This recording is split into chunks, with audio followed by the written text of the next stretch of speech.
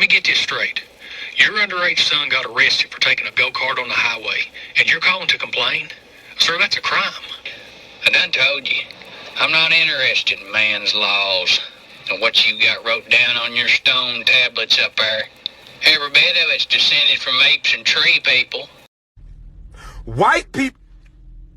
Hey, what's good? What's happening? What's poppin'? It's What Had Happened News. It's your man, Xavier Lamont. I know it's been a while. I know I've been promising season 2 for a minute. Well, it's finally here. See, a whole bunch of... What? They don't care? Just do the damn show? All right, fine. Well, all right, Mr. Computer Man. Catch me up on what the fuck I missed. Whoa. What the... That's crazy. That is crazy. Whoa. P. Diddy did what now? Oh man, you got some visitors, dog. Let's get up on out of here.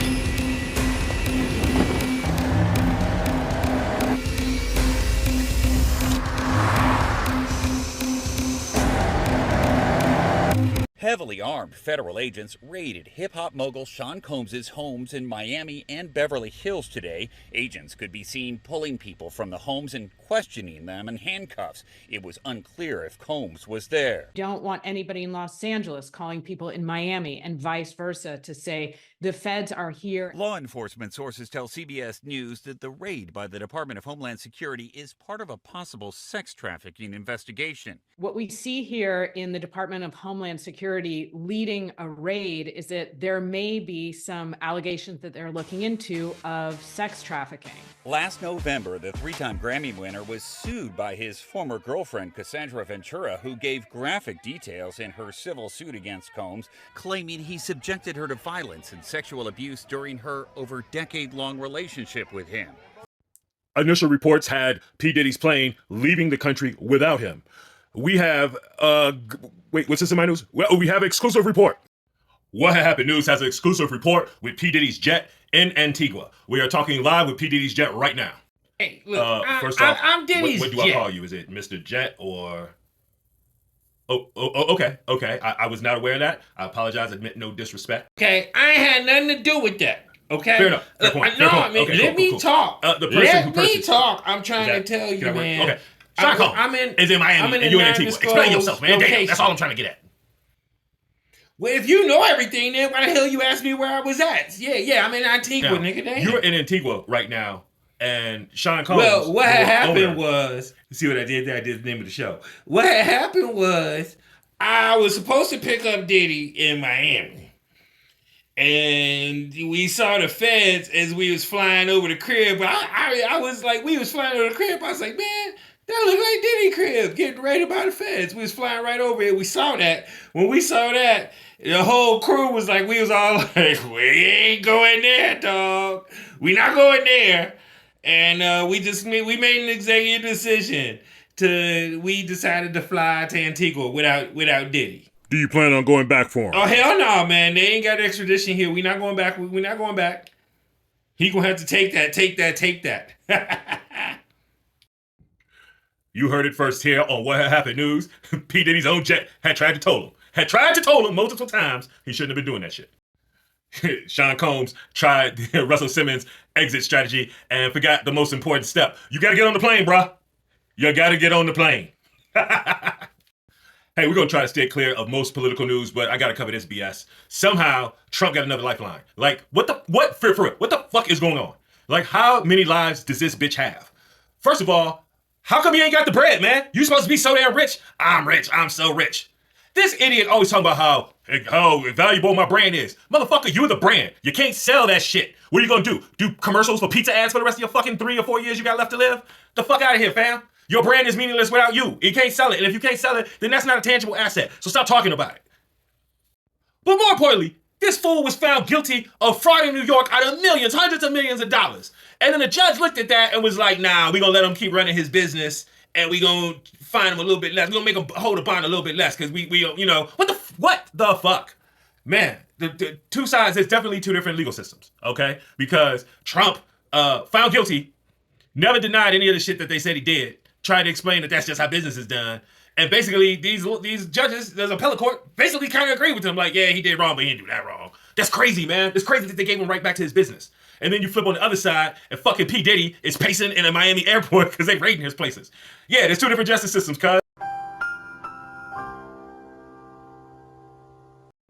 One of the wildest things about the Sean Combs accusations, or I don't know if we even call them accusations anymore. I mean, we got to, yeah. Thank you for throwing that up there. Okay, the situation with Sean Combs is these stories have been going on for a very, very long time. I actually have a personal friend that was part of the Bad Boy crew, and he was telling us these stories in like '97, and we didn't know what to think of it then. And seeing all these stories now, I understand why everything is what it is. By the way, I want to make it clear because people watching this can be like, I know who that personal friend is. He ain't never said he did nothing. He said them niggas was doing something and he was getting the fuck out of there, keeping it real. So don't come at me on that, y'all. Anyway, most of y'all don't even know what the fuck I'm talking about, but the people who do know what the fuck I'm talking about. Anyway, there's a whole lot of celebrities that seem to know a whole lot of stuff. I mean, look at these clips. I said, you know what, man? I want to do these songs. You know what I'm saying? If you're going to do this and that and the third, let's do it. You give me the money as we go. Nothing happened. No money. So I stopped recording. I said, I'm not going to be an idiot and sit here and do all this stuff for everybody, and I'm not going to see anything from it. You know? Next thing I know, money come, with this bullish mafia mentality with him and his goons and all that stuff like that. Talking about, yo, you owe us an album. And I'm like, excuse my French, but I don't owe you shit. You owe me money. You know what I'm saying? So if you can come up with the rest of the dough, then we can come up with the rest of the album. No dough, no records. That's it. I don't think you know what you mean when you're saying that, man. You know what I'm saying? You know what type of dude I am. You know what kind of muscle I got. You know what I'm saying? Right now, you need to be in the studio. Well, I don't have anybody really agree with me because, certain people sign up to get fucked. Certain people, if you're gonna keep it real, certain people sign up to do the job of paying their rent that way. Right. I didn't sign up for that. I felt like my talent was enough. So now that 4 years later that I have experience in seeing, not putting anyone's business out because, what you do in your personal bed is whatever you do. But as far as me, it was amping him to get stopped. Then he was like, yo, when we gonna get the chance to, to kick it, like we could just hang out, nigga. We gotta kick it. This is possible. Okay. He telling me we gotta kick it and shit. And he was like, yo, why don't we go shopping or some shit? I mean, I pay for it. And I was like, what the fuck this nigga just said? I got the fuck away from him because I was like, this nigga, this nigga just tell me he take me shopping. And this is shit that goes on. But there's a little fruit pie. It's a fruit pie. It's a fruit pie, trust me. You see these little weird ass pictures and shit like that out there, sitting out there for no reason. You don't see accident pictures of me like kissing niggas. Like that doesn't happen by accident. You know what I'm saying? Like, I'm telling you. I'm telling you. Look, later you gonna find out a little shit that I be saying be real. Do you understand what I'm saying? Man, listen, I'm trying to tell you the truth. But the truth, sometimes it hurts. Right. It hurts people and they don't want to hear that shit. But I'm trying to tell you, nigga asked me, could he take me shopping? And it fucked me up because I'm looking like, what the fuck did this nigga just say? I want to take you shopping. I got a bankroll out this motherfucker. I want to take you shopping. Why? Because when you walk around looking so motherfucking good, I'm going to feel like, God damn it, that motherfucker with me. That's all I want to do. That's all I want to do. But when a nigga tell me he want to take me shopping. But you always know the right decision because it's the end result that tell you made the right decision or that wasn't the right decision. You don't know till the end. You'll know at the end. Did you make the right decision leaving rap? I did. Everything now that we see playing out was all the things I escaped. The car, the shine, the loan, the Puff Daddy, the Craig Mack, Biggie Smalls. the Biggie Smalls. So even though I made those decisions and it cost me money, that's why I got with Killer and they gave me the money back. I didn't lose no money. Destiny. That boy good. That boy good. That boy good. Cassie filed a lawsuit in New York against Diddy yesterday, claiming she was stuck in a decade-long cycle of abuse, violence, and sex trafficking. So she claims she did try to leave several times, but Diddy would always send his team to find her, track her down, bring her back, under the basis that her career would be ruined if she left. And then one of the times she left, she actually had a brief relationship with Kid Cudi.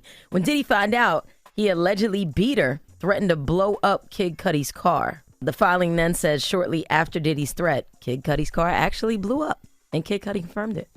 Wow. Kid Cudi confirmed it? That the car blew up. That really happens in real life? People be blowing up cars? I mean, Kid Cudi didn't say Diddy did it. He just said it blew up. Yeah, he said the car blew up in his driveway. What?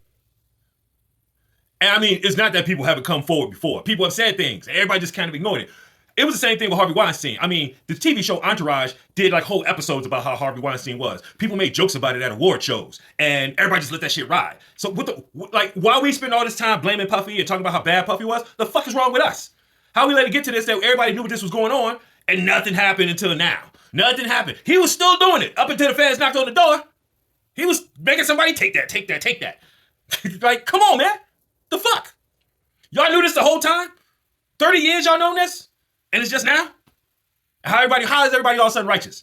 With the exception of 50 Cent, who 50 has been lighting this fire for a long time. Everybody else, what the fuck was y'all on?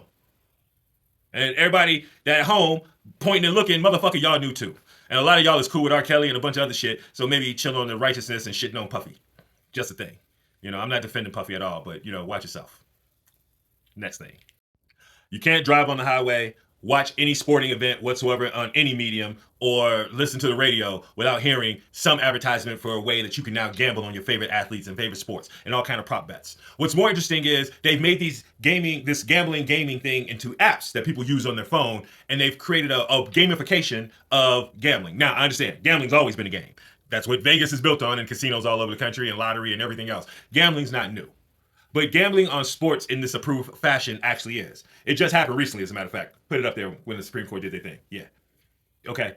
So, since then, everybody's just come forward for the bread. And as a person who used to be an athlete, and a person who's not really that comfortable with gambling on sports, because I know athletes personally, and I was one, and I know how fucking athletes are. It's too easy for it to be corrupt. And I think that's what we're seeing right now.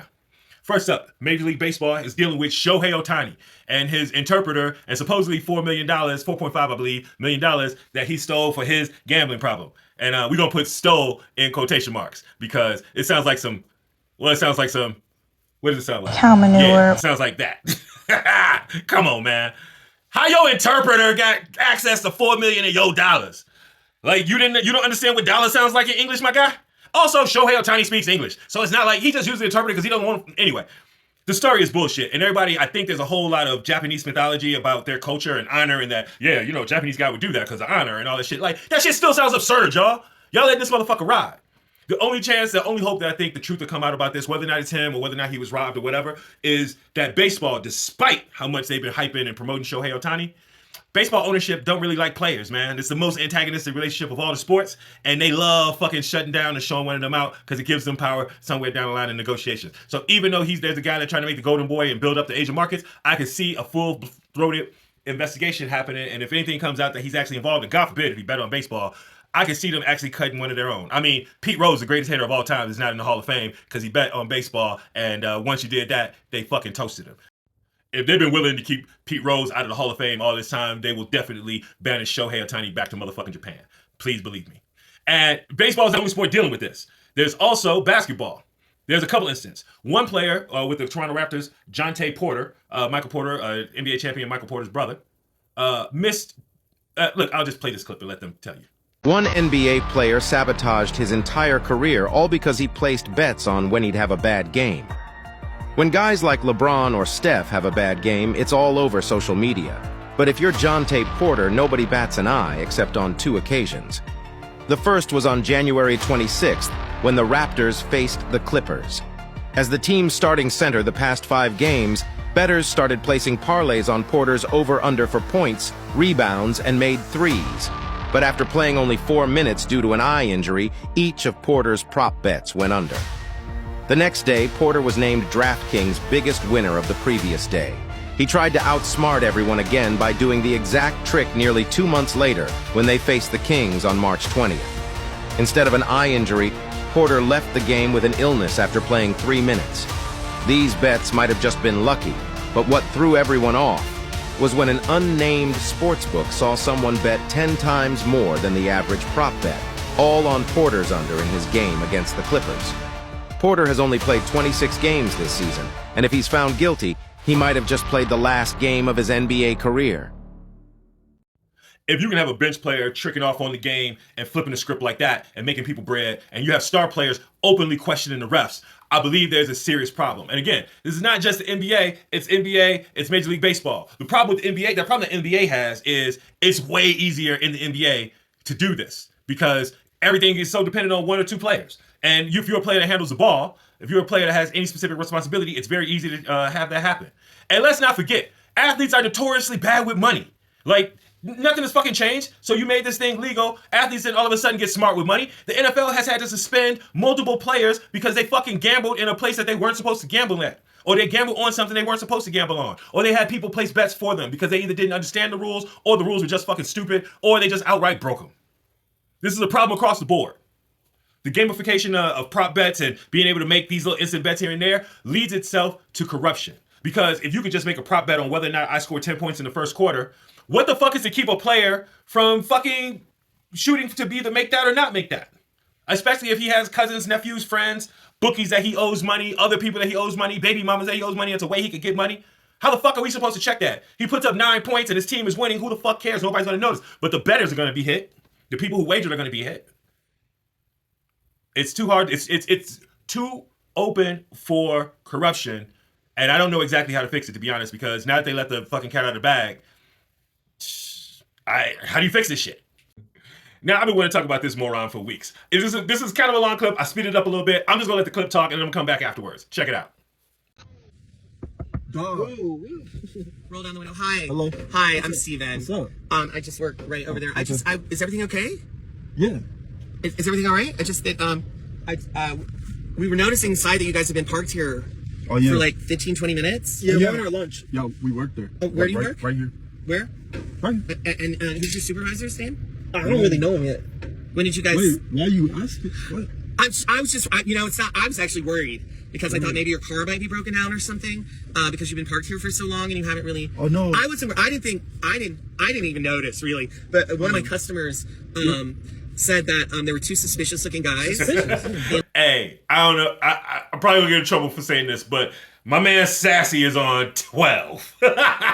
He's way past 10. He's past 11. And Sassy is on 12. They look suspicious to me. What are you saying? Like, what are you I actually just thought I would saying? come out here because I was worried. We park here every day. I pay for my monthly parking for this every day. What What are you talking about? What do you mean? I haven't seen you. Just because you haven't seen me, it No, but doesn't mean. I see everything. I mean, like, Who what it are looks, you? Who's your supervisor? Well, I'm actually the manager. Oh, okay. So, but it's just that Do you like own what it this looks parking like. lot? What it looks like is that you guys are like casing. What? It just looks suspicious. Oh, can you leave us alone? I don't Can you leave I us don't think alone? you're doing any. Look, excuse Don't. me. No, bro. Step away from the car, bro. Is this even your car? I mean, do you have the papers for it and stuff? Sir, This is really expensive. It doesn't seem like you guys can afford it. I'm about to step up. I'm about to step up, bro. I'm about to step up. What is your issue with us? It's not my issue. Don't touch my car. It's my Don't touch my customers car, and bro. stuff. I just are just worried because it's very suspicious behavior. Bro, And they're just worried that you guys we're might chilling. be- Bro, get your hands out the way. Don't touch my car. Okay, well, I'm not going to tell you again. Okay, please don't holler. Okay? I'm not going to tell you again. Listen, Don't touch first my of car. all, you are being very threatening right now. Y'all see the Okay? flip, I right? do not feel Y'all see safe the turn, right? now, He okay? went from I tried concern to come over here to now all of a sudden he think he getting attacked. And just like you people always do, you get hostile and violent. I'm on my job, and I have people coming here talking about the 2 young, scary guys in the car. Oh my And then my job. Bro, you sound crazy. I sound crazy. You gotta relax. Me? What's going I'm on? not going to relax, okay? I'm not going to chill out or whatever you kids say, okay? You I'm not going to overreacting. relax until you are out of this parking lot Why are and you you stop yelling? Why are you endangering yelling? my Why are you customers. yelling? Because You're I am not threatened doing right now. I feel threatened. You're the scary one. Wow. You know what? Call the police. No, I am. Go ahead and I'm go. going This to is call the police. insane, I bro. cannot believe this in my own parking lot where I work. Oh my. All right, this should have went before that, but how does motherfucker just go randomly assume that they can't afford the car? That's everything about this is racist, but damn. And this is why we call your ass a Karen, ho. This sassy ass Karen with a ball sack is trash. I mean, damn, I still cannot believe the caucasity. Hey, looks, that's our show for today. Thank you for watching What Had Happened News, March 31st, 2024. Happy Easter to those who celebrate. Ramadan Mubarak to those who celebrate the end of the feast. And, those who celebrate Passover. I hope you have a good and peaceful fast. That has been What Happened News. Hey, man, y'all know how this works. You see it flashing on the bottom of the screen, right? I need your likes. I need your shares. I need your DMs to your homies. That's what makes this work. Y'all been asking me where the show is at. I'm asking y'all where the likes at. So give me your likes, your shares, your hearts, your stars, all the things. Snap this, tweet this, IG this, TikTok this. Do all those things, baby. Y'all know how this works.